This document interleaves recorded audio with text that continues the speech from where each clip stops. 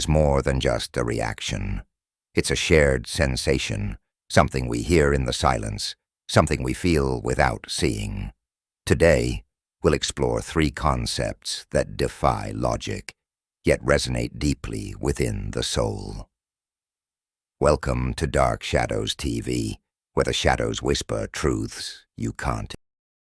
All right, everyone, buckle up, because we are going deep on this one. Going deep. We're diving into the deep end of fear itself. Yeah. You know, I'm excited about this one because this is something that I feel like we all as humans share this primal emotion. And to really kind of like unpack it a little bit, you sent over some really fascinating research on this. You did. And so what I want to do is kind of go through each one of these excerpts that you sent over. Okay. And just kind of get your take on it. Sounds good. So the first one here, All right. this is the invisible presence effect. Okay. Now this one, right off the bat, this one's really interesting. Yeah. It suggests that our bodies might actually react to threats before we're even consciously aware of them. Yeah. Yeah. So is that like... That's a real thing. That's really a thing. Oh, yeah. Yeah. So think about this. You're talking about a part of the brain called the amygdala. Okay. Which is... The amygdala. It's way back in there. It's think of it as like the lizard brain. Okay. It's the part of our brain that's been around for, millennia, right? Right. And it hasn't evolved much because it's really, really affected. Right. It's all about survival. Right. And one of the things that it does is it's constantly scanning for threats, and it doesn't even wait Wow. for your conscious brain to catch up. If it sees something that it perceives as a threat, Oh, wow. it'll start that fear response Right. before you even realize what's going on. And that's where we get like that fight or flight. Exactly. It's kicking in before we even know why. Exactly. You don't have time to think when you're, back on the savannah and a lion is charging at you. You just gotta go. Wow. Right? You gotta react. And so that's what the amygdala is for. That's incredible. So it's like our brain is giving us a head start on fear. Exactly. Even before we know what we're afraid of. That's kind of unsettling in a way, but also kind of amazing. It's both, right? It's like, it's amazing because it's kept us alive. Right. But it also can lead to some false alarms. Right.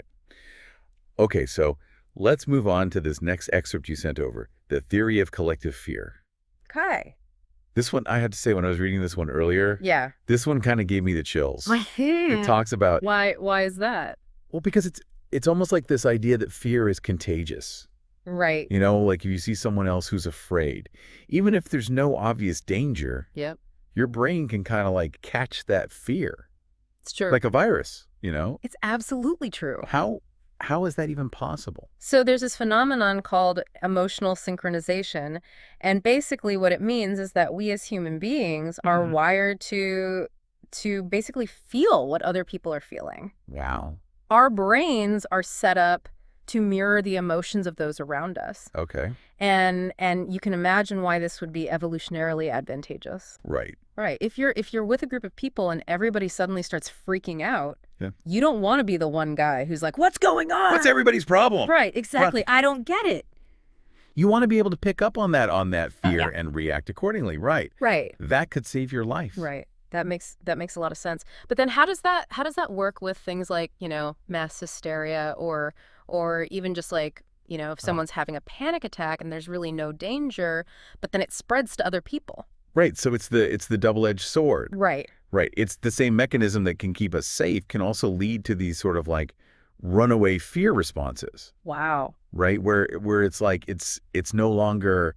It's like a feedback loop almost. Exactly. Yeah. Wow. And so, this is why, in situations like, crowded movie theaters or concerts, if somebody starts yelling fire, Right. it can be incredibly dangerous. Right. Because that fear can spread so quickly. That actually reminds me of this time I was at a concert. It was a pretty crowded, like, outdoor venue, and the music just kind of stopped abruptly, and everybody just kind of like looked around at each other, and I had no idea what was going on, but I instantly felt this wave of panic wash over me. Sure. And it turned out it was nothing. Like, I don't even remember what it was. Okay. But for a few minutes there, it was like the air was just thick with fear. Yeah, that's a perfect example. That it was palpable. Of that emotional synchronization at work, right? Right. Where it's like, you didn't even have any information. I didn't know. But your amygdala, your lizard brain was like, uh-oh, something's wrong. It's going down. Everybody else is freaking out. Yeah. We need to freak out too. Something's up. I don't know what it is. Yeah. But I'm scared. Exactly. Oh, man. Okay. So the last excerpt that you sent over, right. The Sound of Silence. Yeah. This one really gets to me. Yeah. Why is that? Because, well, I mean, I don't know about you, but I don't mind silence. You know, I find it kind of peaceful. But this idea that our brains really don't like silence. Right.